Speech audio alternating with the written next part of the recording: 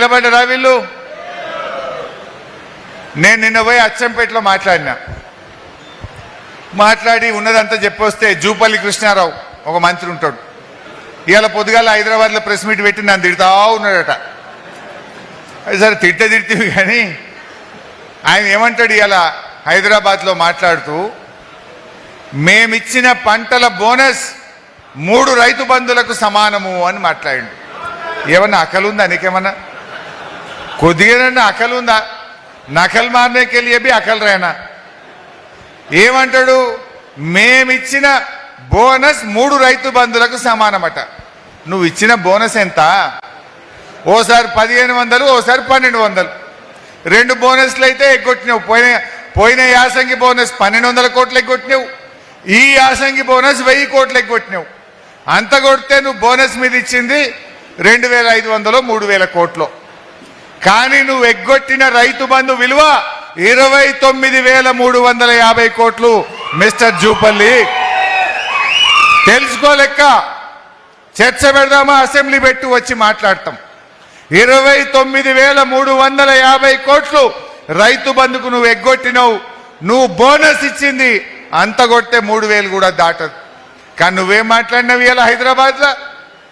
మేమిచ్చిన bonus 3 రైతు బంధులకు సమానం అంటే తెలుగుగా మాట్లాడుతున్నావా, తెలిసి మాట్లాడుతున్నావా, చిన్న మెదడు ఏమన్నా చిట్లిపోయిందా? నాకైతే అర్థమైతలేదు. చూసి మాట్లాడు. ఏమనుకోవాలి ప్రజలు? కొద్దిగానే ఉండాలనే వద్దా? ఇలా అట్లనే పోలీసుల దౌర్జన్యం చాలా ఎక్కువైంది.